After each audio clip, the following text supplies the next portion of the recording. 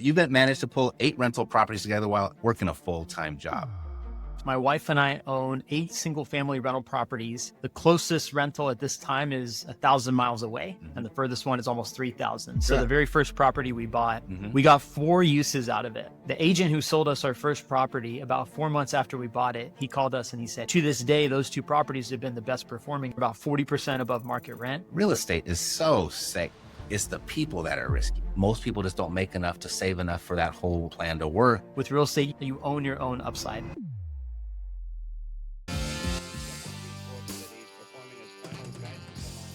Please help me welcome to the Epic Real Estate Investing Show, Mr. Aaron Amin. Aaron, welcome. Thank you very much for having me. You bet. So I enjoyed our conversation we got to talk about a month ago, and I want to learn all about you. So you're in real estate, and tell me to what capacity and how'd you get there? Yes, sir. First of all, it was a pleasure having you on my show. I appreciate you taking the time to come on. Yeah, my name's Aaron Amin. I live here in Houston, Texas. My wife and I own 8 single-family rental properties across Iowa, Washington, and Nevada. The closest rental at this time is 1,000 miles away, and the furthest one is almost 3,000. So we are long-distance single-family buy and hold investors. At least that's the foundation of our portfolio. I also work full-time W-2 job as a management consultant, and I am a proud father of 3 young children, ages 3 and under. 3 and under. Busy life. Yeah, we got 1-year-old twins and a 3-year-old daughter running circles around us. Oh my gosh. You know what? I can't even imagine what that would be like, but I wish that was my experience because I've been thinking about a second child, but they'd be 13 years apart. I wish I would have just had them. But at the time when I had the first one, I was like, oh my God, how well would I do with 2? But that part would have been over by now. That was our thought process. We'll have them close together and get the crazy part out of the way at the same time. And of course, now that we're right in the thick of it, we're questioning our thesis there, but it's a beautiful time and we're not rushing any of it by. Well, that's good. No, you shouldn't. But I couldn't wait for it to be over. So I remember that my situation was, but I wouldn't wish that on anybody. Or I wouldn't wish you to rush through that is what I'm trying to say. Yes. Well, sweet. So you got the kids, you got the family, you got the job, you got the properties, and you got this podcast. So that's not like the normal background of someone that has a podcast. So what inspired that and what's that all about? Yeah, so I've always enjoyed content, right? Writing, getting thoughts out of my head. So it started with me about 2.5 years ago. I took a writing challenge. I'll give them a shout out. It's a program called Ship 30 for 30. And the whole idea was that for 30 days straight, you create what they call an atomic essay, which is like a 250 word. You take just one thought and you figure out how to express it and explain it, right? It could be a concept or it could be any idea that's floating around in your head. The idea is to just get it out and get it on paper and, more importantly, publish it out on the internet to get some feedback on your ideas and spur some conversations. And so I did this challenge, 30 pieces published in 30 days, and I basically never stopped. And so what happened is over time, I started understanding and refining. At first, I was writing about all sorts of stuff, like my background in the concerts industry, or I'm a drummer, and so I'm very passionate about music. And I tried all these different ideas out. And where I landed is what my podcast is mainly about now, which is our journey to build a real estate portfolio while working full-time and building a family. There was this natural evolution of the content that I was writing. So it started as daily content, and then it turned into a newsletter. And then ultimately, I had a library of all these ideas that I had been getting real-time feedback for, and it spawned what is now the Hybrid Real Estate Professional Podcast, which is primarily guest interviews, people in my network, dissecting their success stories, and then also sharing some ideas and experience from my journey that has helped us, including some of the harsh kind of lessons and maybe mistakes we made so that other people can avoid it. So a natural evolution of content creation. Sweet. So that's why I wanted you on, is because you're doing something that a lot of people aspire to do, because they're a full-time something and they want to be a real estate investor. Some people like what they do for a living and they want to have it on the side and do it part-time. Some people want to pursue real estate investing to go ahead and replace their day job's income. But you've managed to pull 8 rental properties together while working a full-time job. So have they all come about the same way, or do they each have their own unique little story? Well, each one has their own unique story, but there's nothing crazy or particularly unconventional or creative about what we did. Three of them were what we call the live then rent strategy. So we occupied them at one point. We bought them with owner occupied financing, slightly lower down payments, and we lived in them for at least a year. And then we moved out and kept them as rentals, right? So 3 out of 8 kind of tick that box. That's, house hacking and then that strategy are two of the best ways to get an early entry into real estate investing. Nice. Beyond that, we also, long distance investing was a muscle that we built organically. So the very first property we invested in was in Las Vegas. I know you live there now. We lived there for 5 years, 2015 to 2020. And so the very first rental property we bought was in our backyard. It was like about 1 mile away from our primary residence. So we did not start as long distance investors, but we moved to Washington during COVID and we had 4 rentals at the time. And so we by necessity learned how to do long distance. Once we conquered a little bit of that emotional anxiety around being far away from our rentals, it gave us confidence to be able to go into new markets. We ended up investing in an area called the Quad Cities in Iowa, which is a more affordable, stable, run-of-the-mill Midwest market. And I always joke that the purchase price of a property in the Quad Cities is less than a down payment of a property on one of the coastal markets where I grew up, like in Washington. So we, over time, like I said, strung together a few with that live then rent strategy. And then we found a more affordable market where we could snowball the profits from those first properties, use it plus our income to save for down payments into a more affordable market. So there's definitely stories behind each one, but that's the high level. That's great. It's something that I promote all the time because I used to be of the mindset buying your primary residence is a terrible investment, a terrible idea. You can rent a property and live in a much nice neighborhood, but then buy income properties and you can still get all the benefits of owning real estate. I was subscribed to that for so long until I met the guy and he totally changed my mind on this whole idea right on my podcast while I was interviewing him. He's 4 rentals or something like that. Michael Zuber, maybe? Was it Michael Zuber? No, it was a guy. Gosh darn it. I watched his YouTube channel and I think it's something about 4 rentals or just 4 rentals. Or I know who you're talking about and they have the same thing, but it's not the same thing. But anyway, he had said he thought it's actually a really good idea if you're going to get started, not be a full-time real estate investor, this live and rent strategy, right? Get in with a 3.5% down and anyone can do that. Anybody can do that. And if you can't do that, then you got some other problems that you need to tackle first, right? But $10,000 with a 3.5% down payment, that can pretty much get you into something anywhere in the country. And you can live there. It doesn't have to be your dream house. It doesn't have to be your castle. It's going to be a temporary situation, but then you move out and then you keep that what is in a rental and just do that. You did that every other year for 10 years. You're so far ahead of everybody that did not do that. I would add to that too, that, when you're younger or maybe you have a little more flexibility, I wish I learned about that earlier in my 20s so that I could do it more. Because you can pretty much do it every single year. How old are you? 35. 35? Okay. Yeah. Gosh, you look like you just got out of high school. All right. But very good. But the 3 kids aren't aging me yet. I have one quick anecdote, if you don't mind, about the very first property we bought. We got 4 uses out of it. So we bought it as a primary house before we were ever investors. And I would be lying if I said all this was intentional, but we lived in it for 3 years. My wife and I got married in the backyard, made a ton of great memories as our first starter home. Then we refinanced it, used the money from the refi to buy 2 more rentals. Then when we moved away from Vegas, we turned that house into a rental. So adding 1 more rental to our portfolio. And then before the 5 years expired on our capital gains exclusion, we sold it at a $165,000 gain, tax-free. So we learned all these skills and strategies along the way, and we were able to get 4 separate use cases out of 1 house. And that's something, again, it wasn't fully intentional along the way. Like we didn't engineer that whole plan from day one, but it's just an example of how you can take a primary house and get multiple uses out of it and turn it into an asset where it otherwise could be a drag or a liability. For sure. Yeah. And that's such a good point because I started as a real estate person because I was really interested in the money. I made a bunch of money in the music industry. That thing collapsed. So I had to start over again. and real estate looked like it was going to pay me the most. Either I was going to sell real estate or I was going to sell Lear jets, whichever had the highest commission. Just real estate seemed a little bit easier, and I didn't know anything about jets at the time. So that's how I got into it. So now here we are 21 years later since I became a real estate agent and turned into a real estate investor.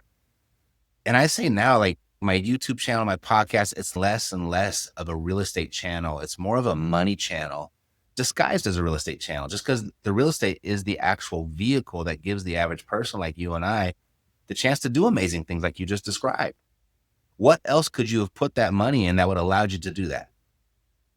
Yeah, there's not very many things tick all the boxes that real estate Yeah, does. you would have had to pick Amazon out of 1 million stocks to really pull something like that off. You know what I mean? And still, I don't even know if you could have, because you wouldn't have had the ability to leverage. You couldn't have accomplished as much as you have in that small amount of time. So yeah, it's like, I'm not even think myself as a real estate guy anymore. I'm just a money guy. I'm an economics guy, inflation guy. I'm a passive income guy. It's just that real estate is the vehicle that allows you to do it without a whole lot of intelligence. There is some easier entry points than most people think. I think some people stop before they even learn about the fact that you can do a 3.5% down payment on your first owner occupied house, right? Some breaking through that kind of educational barrier can be difficult when you're talking to someone who's not exposed to channels like yours, places like Bigger Pockets or podcasts. So I think, yeah, challenging that kind of default assumption is another thing that is a benefit of being able to spread the message. For sure. Yeah. The subtitle of my latest book, Escape, it's all about challenging I don't even know the name of my book, challenging or overcoming unconventional wisdom with real estate or something like that. But, yeah. But conventional wisdom with whatever. Go get the book. It's great. But it's all about it. Most of the book is about what we're taught through conventional wisdom and how most people just don't make enough to save enough for that whole plan to work. And it's certainly not work in a time where you're still young enough to enjoy it. And just by being able to leverage someone else's money to purchase income producing real estate, whether you know what you're doing or not, like what you're saying, it just checks all the boxes and moves you right along with the system, and you grow with the system. And the system always wins. So that's awesome. I love hearing stories like that. My grandparents were accidental investors in very much the same way, and I got to witness that. And so cool. So you also said the first few of the properties were through owner financing. So as your primary residence, how did you seek those out if someone's interest was sparked? Yeah, sorry. Maybe I should clarify. I was saying lived in rent. None of them were actually purchased through seller financing. A couple of them were found off market. But when I say it's a conventional kind of boring path, everything was either found on the MLS or through an agent that we had met through a previous transaction on the MLS. Got it. So I would say we didn't go color too far outside of the lines to try and find these properties. We just, tried to keep ourselves lendable. That's part of my idea behind the hybrid real estate professional is we kept our jobs. Mm-hmm. We kept our balance sheet fortified. We made sure that we only bought, income producing properties we understood that the way that we showed up on our tax returns was going to influence our ability to continue to scale and get loans. And we built great relationships with the agents that we worked with. And the three best performing properties in our portfolio, these were not ones that we lived in. They were bought off market through more or less pocket listings from agents that we had worked with in the past. Got it. And we got a first stab at them. No, they never hit the open market. And we pretty much jumped on them at the right time. We were hungry. We were ready to go. Mm-hmm. And we had built a reputation as people who could close deals. And so I would say we got good deals on those. But part of that is because we were willing and able to move quickly, and we recognized the opportunities when they popped up. I can share a little bit the kind of the most unique story in our portfolio. These were our second and third rentals, respectively. The agent who sold us our first property, about 4 months after we bought it, he called us and he said, "Hey, I have these 2 single family houses and they're currently being leased out to an assisted living operator. And it takes a certain type of buyer to want these. They're on these 5-year commercial style leases. Yes, they cash flow really well, but they come with this kind of additional risk that you have a business basically operating inside your house." Mm-hmm. And so we had to study up on what the implications of that would be. Do I need a huge several $1 million umbrella policy? Is this operating legally? What's all the licensing requirements, et cetera? But basically, we did a quick scramble to figure out, hey, does this make sense? Is this fully legit? And then we jumped right on it, right? So like within that really short, pretty much 3 or 4 day period before he was going to go call someone else, we said, yeah, we definitely want first stab at this. And to this day, those two properties have been the best performing in our portfolio. They were at the time they were about 40% above market rent. They were locked into these 5-year leases that had built-in renewals, Hmm. and they had rent escalators every year. So we've had zero vacancy.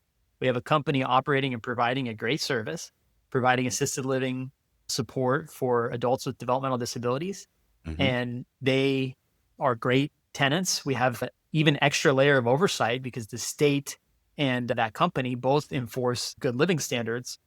So we have extra eyes taking care of our houses, Hmm. and that those opportunities never would have come up if it weren't for building that initial relationship with the agent and sharing with him what our intention was for our investing goals for our family. So Hmm. that's one story I always like to share No, it's a about just good one. relationships. It's a great one.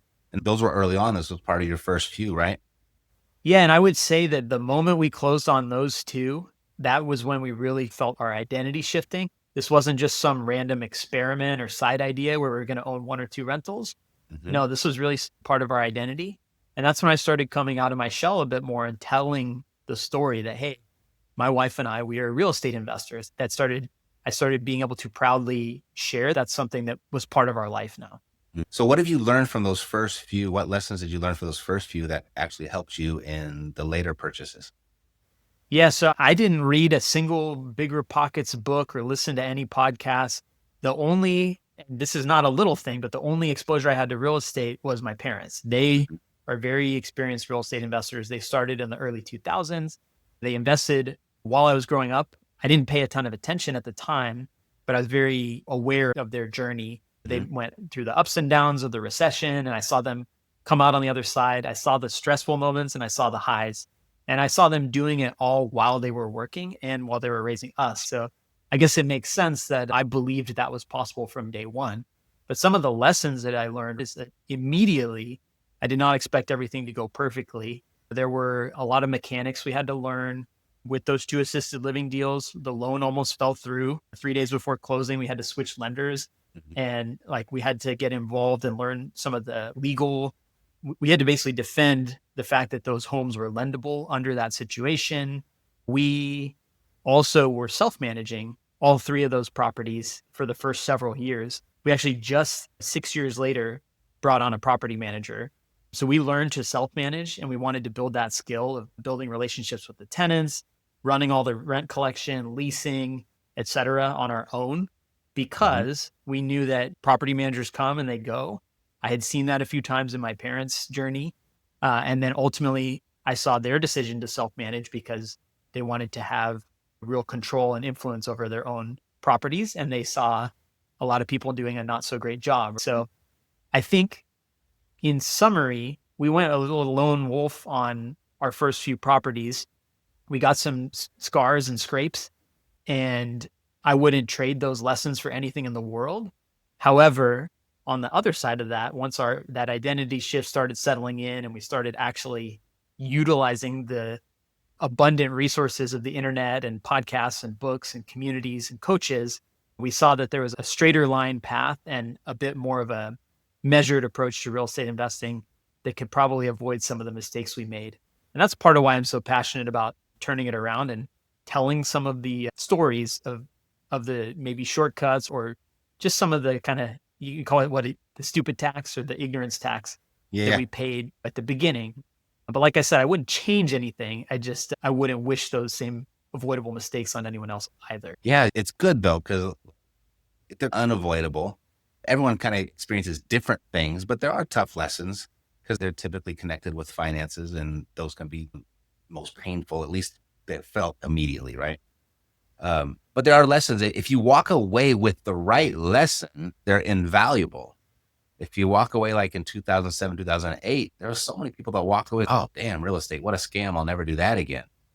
I was like, you just paid so much for that education. Now, when you do it again, make sure you're applying the right lessons, right? Yeah, I think nobody can take the experience away from you. Even if Hmm. you lost money on a deal, whatever you learned from that is with you forever. right? And so we're very lucky that at the beginning of our journey, some of it was timing, some of it was we bought the right types of deals at the right time and with the right type of financing. The early lessons we learned stayed with us forever. And I would say the biggest lesson that we learned and the biggest scar we got was on deal number 6. So this, if you go long enough, you're going to run into something crazy. And Hmm. this was the first property we bought in Iowa. We basically were building a team from scratch. We had researched a ton of markets across the Midwest and the South. And my wife and I honed in on this area called the Quad Cities because it had affordable houses, nice, steady. The other 2 markets we were in were very volatile. They went up a lot and they pulled back in 2021 when things were peaking. They peaked high and then they drew back. And what we wanted was stability. So we found a market that we thought would provide that. And then we were really eager and hungry to start investing right then and there. So we rushed through the process of building a team. We had a playbook and interview questions and all. We felt like we were asking all the right questions. But in hindsight, I was just hearing what I wanted to hear for the people that I was interviewing. And so we built a team somewhat haphazardly. We did not do reference checks with other investors. We just let the questions and the conversation and the gut feeling guide us. And long story short, the first property manager we hired was the middle of January in Iowa. And they promised us we could get a certain rent that the data didn't back up. They advertised it. It was about 7 weeks on market, not a single showing.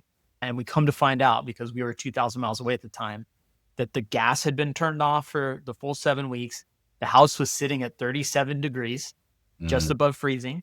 And nobody had been there in that entire time. So we were being lied to the whole time, and it was being advertised above market rent. So this was our first truly long distance, sight unseen, out of state investment. And that would, of course, basically made us feel like we made a huge mistake. We got in ahead of ourselves and this is a horrible idea. And that was a turning point in our journey where we had to decide, are we going to quit or are we going to try and figure it out? And luckily, very luckily, the agent that we worked with had another person who was starting up a property management arm. She was able to swoop in, more or less save the day for us. Go figure, she made the adjustments and advertised it at the right market rent, had a tenant secured and ready to move in within 7 days. We were able to get through there was some damage for sure, Mm. but it didn't cost an arm and a leg. We survived, right? We were emotionally scarred. But we survived. We had some cash flow from our other rentals and from our W-2 job to make sure that didn't financially ruin us. And we ended up building a relationship with this new property manager. And we ended up buying 2 more houses in that market later that year. So Nice. I think we learned some of the toughest lessons in the second half of our journey so far, Hmm. just by being hasty and trying to rush through things that Yep. deserve more time and attention than we gave it. Yeah, a lot of those big lessons come in the expansion phase. Hey, we got 2 or 3 of these things worked really well. Let's go get bigger. Let's do more. And I think you probably learned one of the biggest lessons that I eventually came to. One of my main talking points is that real estate is so safe. It's the people that are risky, right? And if you really want to live off of passive income, you really want to live off of cash flow, you got to do just as much due diligence on your property management as you do the properties themselves, maybe even more, right? And then you find a good one and now you want to take care of them. And I always say your dentist, your car mechanic, and your property manager, once you find a good one, treat them well and hold on to them for dear life, because finding bad ones can be very costly and frustrating. Absolutely. And this is also part of why I think that the skill of self-management, whether or not you want that to be your long-term plan, just understanding the mechanics of how to deal with tenants, how to do leasing, how to do collections, Hmm. learning the local regulations. Yes, maybe you want it to be more passive in the long term and you want a property manager to run stuff for you. But if you don't know that stuff and something ever happens, your property manager retires, or God forbid, they do something horrible and you end up needing to fire them. If you don't have any of those skills or knowledge, what are you going to do in the interim while you wait for somebody to take over? Hmm. Having the ability to flex into that and take control when you need to, that was something we felt very strongly about from the beginning. Are Nice. we better than a property manager? Absolutely not. Someone whose profession is to do that is going to hopefully, in theory, do it better than us. But having that skill to fall back on, we still to this day view as a very important part of our toolkit. You keep saying Lee, and it sounds like you've been very fortunate to find a like-minded wife when it comes to money, when it comes to entrepreneurship, because stuff like this, anything with finances, but even real estate and having some bad experiences, depending on the background that each partner has when it comes to money and investments and entrepreneurship, that can cause a real divide. But it sounds like you two have been aligned and been a force to move forward. Is that always been the case? Yeah, I consider myself very lucky. I appreciate you calling that out. Hmm. We are on this journey together. I would say there are different times where, we've had different levels of involvement depending on what's going on in our careers. Obviously, we had 3 kids in the last 3 years. Hmm. So there was a lot of push and pull just in our personal lives. We've also moved across the country 3 times in the last 4 years. And so I would say we're pretty battle tested in our relationship as far as navigating the trials and tribulations of life. Hmm. And this is all part of the bigger picture, right? I always say that our investing path was not linear at all, even though it sounds like, oh, great, you went from 0 to 8 properties, but it wasn't a straight line path. Of the 3 properties that we lived in and then rented, 2 of those were because we moved for reasons unrelated to investing. And we just Hmm. happened to decide at the time that keeping those was a better decision than selling them. And so I think we've always made all of our big decisions together. We always have healthy discussion about that. We don't always agree. And it does put additional strain on your relationship when you're building businesses and crafting a vision together. You're not always going to be in perfect harmony, but I do consider myself very lucky that we are both passionate about what real estate and investing can do, not only for the 2 of us, but for our family and our kids and generations to come. And I feel that we have a concept. I always like to say that with real estate, you own the upside, you own your own upside. And as a W 2 employee, which I currently am and still plan to be for a long time, no matter how hard I work, even if I'm in a sales job or something where it's commission based, you don't own 100% of the upside of the company you're working for. You don't. But in a real estate portfolio that you're building through responsible leverage and operations and value add strategies and whatever you do get to own that upside and ultimately decide how you channel that into the impact that you want to have in your communities and the rest of your life. So I think my wife and I are aligned in feeling that way. And that's what helps us get through the tougher times when they come. Yeah. I think you are extremely fortunate. And it speaks volumes of you recognizing your good fortune, because when people reach out to us here, and we get 2 types. We get the type that, they're the busy professional. They've got the W-2. That is their career, but they recognize that they have a need for real estate to incorporate that somewhere into their financial plan. And so a lot of them will work with my wife in our turnkey operation, Cash Flow Savvy. And then there's others that they don't like their job and they want to get out and they want to find a new thing and they want to be a little bit more hands-on and they want to get into flipping and being a landlord and creative financing, and they reach out to me. And most people that reach out to us, if there's a good fit and everything and the finances aren't too strained, they almost always go forward. They almost always do. With the exception, let me see if I can get the spouse on board. And it's not always the wife and it's not always the husband. It's both sides. But we've seen most commonly that the saddest part of how white people don't move forward is they just don't get on the same page with their spouse financially. And I remember when I was younger, I guess if I'm remembering back, I was always younger. But I remember I had a job of cleaning golf carts. I was 15 and a half, and that's what you needed to have your work permit. And I'd get up at 4 a.m. I'd ride my bike to the golf course before school, put them all out for all the golfers. Then I would go to school and then I'd come back and I'd clean all the golf carts up and plug them back in and start all over again in the morning. So I did that for a long time. And I got to meet a lot of people that show up and play golf early in the morning. And there was a lot of regulars. And I remember some of the pieces of advice that I did not follow, but now being where I am today, I was like, what valuable or invaluable advice that was. One was certainly marry someone that you can talk to, and when you're younger and the hormones are raging, it's like, no, I just want a hot wife. That's kind of where I was at that age. And I went through 2 of them that didn't work out so well. And fortunately, the 3rd time around, I really did marry my best friend. It's so cliche, but I can't wait to talk to her when anything good or bad happens. She's the first person I want to call. And so that's who I'm going to grow old with. And it's going to be a great life because of it. The second one was make sure that you like their family, because you're going to marry their family as well.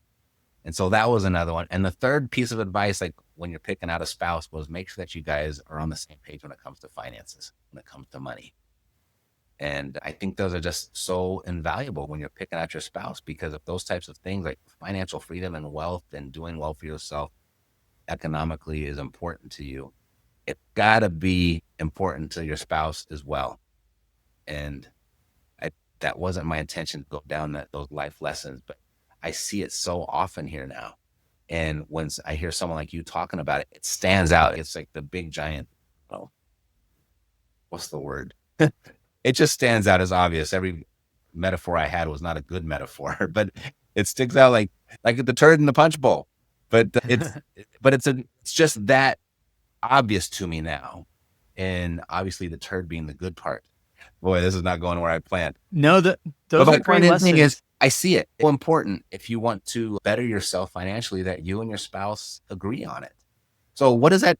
And I think that's really important. I know someone that's listening right now, they're like, gosh, if I could just get my wife on board, if I could just get my husband on board to support me on this, I know I could crush it. I know I could kill it. So knowing what they've heard me talk for, gosh, this is my 15th year doing the podcast, and I've talked about this a lot. But someone fresh and someone who's experienced it and is thriving because of it, what would be your advice to somebody that might be having those challenges of getting their spouse on board with their financial future? Yeah, no, it's a really good and somewhat complex question, right? Because I always think about marriage as, yeah, and the decision to marry somebody. You love them in the moment and you're in love with them in that moment, but you also have to think, is this someone that I can grow together with, knowing that over life, over 5, 10, 20 years, things change. When my wife and I got together, we were 23 years old. We were party animals, me more so than her. At one point, even 5.5 years ago, I ended up having to check myself into rehab and get my shit together. Pardon Mm. my language, but I had to clean up my act. And the things that we used to do together, we no longer did together. And there was a question that we thankfully very quickly answered about if we're not able to have this kind of party, concert, live music lifestyle that we so bonded over, are we capable of growing together in this new version? Mhm. And thankfully, the answer was yes, because we had also been through other things in our life that had stress tested. Are we built to endure change? And Mhm. so I think to answer your actual question, the idea of investing is typically a fork in the road or a turning point for someone where they're making a conscious decision, maybe to decouple from making 10% 401k contributions on their paycheck and instead peeling off some of that money and investing it either in themselves for skills and personal development or into something like real estate. And so I think when you're trying to explain or rationalize or even just get some buy in from your partner, explaining it as an investment, right? And instead of treating it as this line item on your guys' personal balance sheet of, hey, I need to take 15, $20,000. I'm not spending it. I'm investing it. And I'm investing it because I believe in and understand the potential of what this can do for us and our family. It has to tie back to a vision of what you want your future to look like. And if you believe, I think sometimes it's hard for people when they see the first property and they say, it's only going to make $150 a month in cash flow. How the heck is that going to do anything for our Yes, family? that's a big It's, one. I think you have to be able to explain and articulate that you're starting a snowball rolling down the hill. And it's only with time and with good strategic effort and some element of luck that snowball will grow and compound. And usually it's not the first 3 or 5 years that feels like it's impactful. It's the year 10 and year 20 and your ability to endure through these strategies. I don't know if sell is the right word, but you have to be able to articulate the vision of what these investments can do for you and your family. And of course, that may or may not land, it may or may not work, but hopefully, a partner who loves you and wants what's best for you and wants what's best for your family will at a minimum hear you out and understand versus, hey, some guy on the internet told me I should buy houses. Can we go withdraw from take a 401k loan? A lot of it's in the delivery and how you connect it back to your overall vision for your life together. Or just go find a new one. Yeah, No, that would have been a quicker answer. yeah, no, I think you're right. And from my experience, I think this is really important things. I think this stops a lot of people because they just not in agreement with their partner. And it's the reason there's disagreement, or there's the reason that one side is holding the situation back from any sort of progress in this context, is that the one partner that wants to move forward, that wants to take the chance, that wants to take this calculated risk, there's somewhere in that past relationship where they gave their word to something and they didn't follow through. And now the partner doubts you. And it might be totally in the subconscious. It's not like they're, remember that one time you said you're going to, it's just there. It's in the ethos. It's in the relationship. And so just if you're going to go out and you really want to do this and the partner is not on board, just, you have to keep your word this time. You got to follow through. You got to succeed. You got to prove to them that this is the right move. And it's your responsibility to do that, because somewhere, whether you know it or not, or you're aware of it or not, you didn't keep your word. And now it's in the space. So Totally. And I think you have to set yourself up to succeed as well, right? So if you're coming and saying, hey, I want to invest $10,000 in this one-on-one coaching program, the first thing your spouse who's never heard of this coach is going to say is, that sounds like a scam. How is yes, that going to get us any closer to your goal? Depending on who you select, of course, it probably, hopefully, is not a scam. And what you have to lean back on, to your point just now, is this is the accountability and access to the information and the roadmap on how to do this successfully, with not only without giving up, but without making what could be avoidable mistakes. The faster path to successfully doing this versus going lone wolf and tackling it on my own, where not only might I give up at the first sign of adversity, but I might make a mistake that could cost a lot of money. So that's the other thing too, is like when you're rationalizing an investment in a personal development program or a coach or some sort of community that can give you the guardrails to be successful, you have to articulate it that way too, right? Is these are guardrails. This is a playbook. Here's some people that have had good results. I've done the research on this person. for Maybe, sure. hopefully, you've even run a basic background check or something to make sure that the same way that you do due diligence on your investing team, if you're bringing on a mentor or a coach, they're an important part of your team, and you got to make sure that they're the real deal as well. A lot of it's in the delivery, and ultimately these are investments. They're not expenses. They're investments in yourself. And in my opinion, that's the best place you can invest. Amen to that. Can't disagree with one word that you just said. I've just always, I wish someone would have told me in high school that one of the real hacks or shortcuts to success is just be intentional about creating your environment. Who are you spending your time with? Whether it's mentors or a community or a group of people, a mastermind group or a coach, whether you paid for them or not, just be very intentional about that. And that's going to get you there. Shoot, I would say peer pressure, like when we were in high school, that was a negative thing. You did bad things because you were pressured by your peers. But if you get around a good group, it works both ways.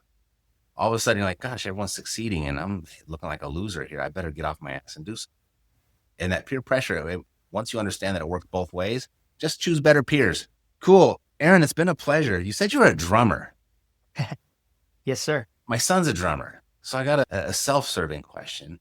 How Sure. long have you been doing it? What type of music? And what advice would you give a 13-year-old that just has been playing the drums for a year or so and is showing signs of, hey, he's got some talent? God, I love this question. Yeah. So I've been playing drums since I was 10. So Okay. 25 years now. And I played in every type of band you can imagine, starting in the concert bands at school. So I did Mhm. symphonies, I did jazz band, I did pep band.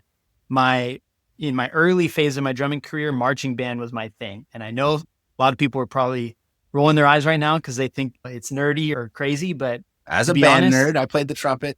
Go ahead. there you go. So you get it. But marching band is where I learned most of what I still to this day feel are the core fundamentals of teamwork, discipline, taking my physical health seriously. A lot of the best habits that I built came from my time in marching band in high school and in college.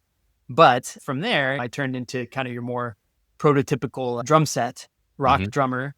I've always listened to and enjoyed playing rock, especially heavier hard rock. I was in a regional touring band called the Good Hurt, shout out Good Hurt, for a few years. So we did some touring around the Western US and a couple times on the East Coast. And that was more like radio friendly rock. Mhm. My advice to a 13-year-old, because I just remember so vividly how passionate I felt about becoming a better drummer when I was 13, just lean into what you enjoy. Think that was some of the most fun I ever had in my entire life, was coming up as a drummer while I was also coming of age. don't be afraid to wear that as a badge of honor. Mm-hmm. And if you want to practice 4 hours a day, that's what I did at that time. I just was so obsessed with the idea of getting better, not because I was competing with other people, but because I truly embraced competing with myself to develop a skill. And I think the skills I developed at that age, again, carry forward into everything I've ever done ever since then. That's awesome. That's awesome. All right. I'm going to tell him to practice. That's what I'm going to tell him to do. Have you seen that little black girl on YouTube? I think she's got like a British accent or an Australian accent. I'm not sure. So hope I didn't offend the Australians and the Brits out there. But have you seen her before? I have not, but I'm going to have to go figure out what Oh you're gosh, talking she's about. amazing. And she's younger. I think she's 10 or 11. And she was on, there's this one channel I follow just because of my son. It's all just about drummers, right? They just did a long 2-hour special with Phil Collins, which was really interesting. And they got the guy from Leopard was on there, I think. And so anyway, they just always have these drummer sessions. And so she got on, and like these two amazing guys, I forget which band they are because I wasn't a rock guy. But she just sat in the middle and they would play something, then she would mimic it, and she could mimic everything at that age. It was remarkable. It's fascinating to watch. What I will say, one cerebral comment about drumming, right, is that I learned coordination, right? Your arms and your legs are doing different things at the same time. Mm-hmm. In the band I was in, I was also singing. So I had 5 things going on at the same time. Phil Collins skill. But it was interesting because you have to rewire your brain to be able to move different things in different ways at the same time. And I think that skill, for better or for worse, set me up to multitask and have different things running in my brain at the same time. Sometimes I think that's a curse, but other times I think having built that muscle is an extreme strength that has also served me well. It's awesome. Yeah, I'm amazed on how his arms and legs do all these different independent things. But Aaron, it's been a pleasure getting to know you. And I know that you're going to get some listeners from this because I think we talked about a couple subjects that I think are right in the forefront for a lot of people. How do you do this with a full-time job? How do you do it with your spouse? So the name of the podcast is The Hybrid Real Estate Professional. Is that right? Yes, sir. The Hybrid Real Estate Professional podcast. So you can probably find that anywhere that you're listening to the podcast. If you're hearing my voice, you can certainly find it here. And is that the best way for someone to get in touch with you, or is there a better way? Yeah, so that's a great place to just hear some of the conversations and experience that I've had. If you like anything that I said so far, hopefully you'll like that show. My favorite kind of asset that I love to give out, my business partner and I run a coaching program called the Remote Real Estate Academy, where we teach people how to invest long distance. Mm-hmm. But within that, we have what we call the 20-minute investor, which is how we built and grew our portfolios in a system that fits in 20 minutes per day.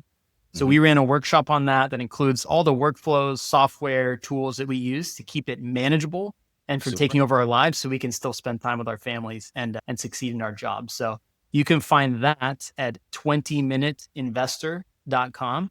Like I said, it's a free workshop and all our workflows. It's a good thing to check out if you're trying to do something similar to what I've done. Perfect. So you can catch Aaron at the 20minuteinvestor.com or go catch him at Hybrid Real Estate Professional Podcast. Let's stay in touch, buddy. And again, it was a pleasure. And I'm looking forward to the future for you and coming back and sharing what you're up to. Thanks so much. I look forward to staying in touch. Perfect. Take it. Thank you for making it to the end of today's episode. As you may know, podcasts are very difficult to grow organically.